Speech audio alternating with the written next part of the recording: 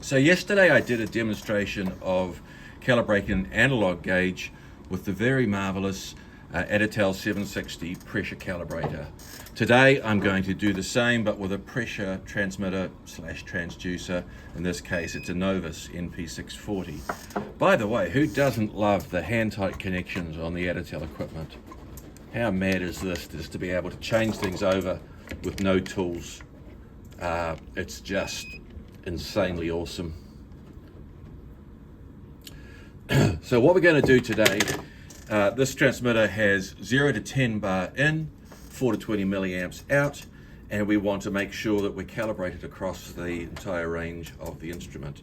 So we're going to connect up the handy dandy banana plugs and handy dandy clips that come with the unit, by the way, when I untwist them.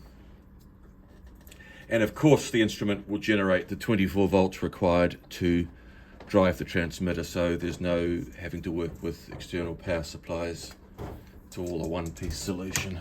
So in this case, terminal 2 on the Novus is negative.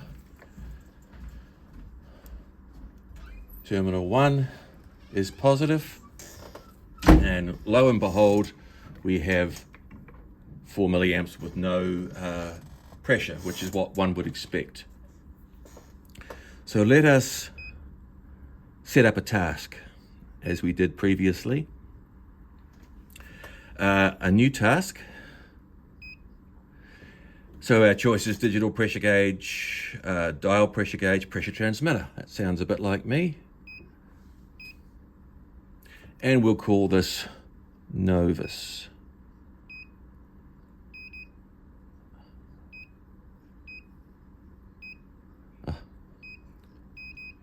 That'll do.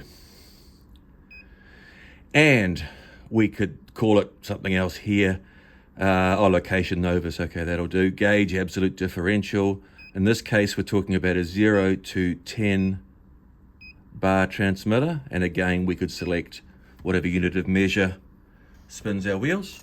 So we're going to go bar, and it's 10 bar. 0 to 10 bar, 4 to 20 milliamp out, linear. And the accuracy actually on this one is 0.25%. So let's go with 0.2% and see how we do with that. So we've made that task. So we'll activate the task. Hit the play button. Now, repeat once, twice, or thrice. That'll be fine. I think just once is fine. At the moment, we're set to 5 cardinal points. We could make that 4, or we could make it, up to 12. Let's leave it at 5. That's going to be enough. And compared to doing the analog gauge, dwell time 2 seconds at each point, compared to doing the analog gauge yesterday, this is going to be an automatic function, because there's no need for me to enter the correct output, because this will do it itself. If I hit automatic, play, we start at 0. Again, the left screen shows when the pressure is stable from the pump. So our next calibration point is going to be, I can't remember what we set it to, there's 5 points anyway. Again, wait for this to turn green to indicate stability. He says, hoping there's no leaks in the setup.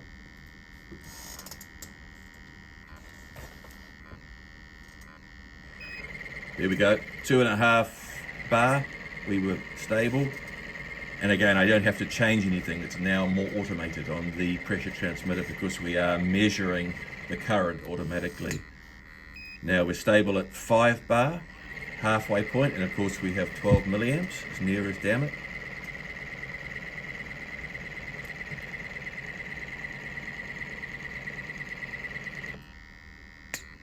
Okay, we now go to 7.5 bar, green, stable. We have 16 milliamps.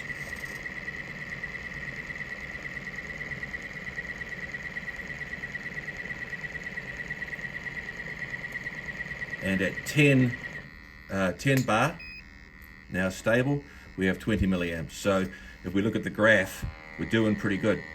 Now that was rising. Now see the arrows pointing down. We're going to look at the same result, but this time falling to account for hysteresis.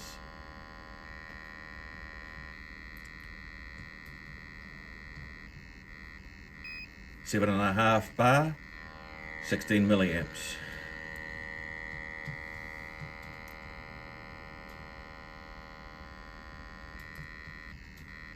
Wait for it to be stable at 5 bar. 12 milliamps as near as damn it. Gosh, this transmitter is good. Well done, Novus.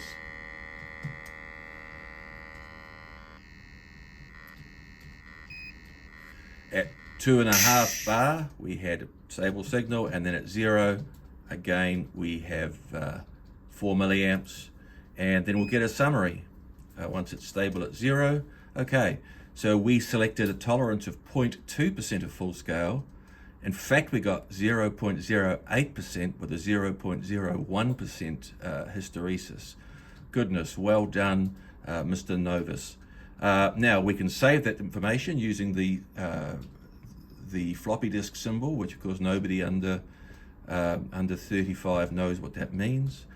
And we can export to the PC either by Wi-Fi, if you see the Wi-Fi symbol is up there, or by USB-A on the side. So the next video I'll show you how to export the data to your PC, and again, how marvelous is the 760.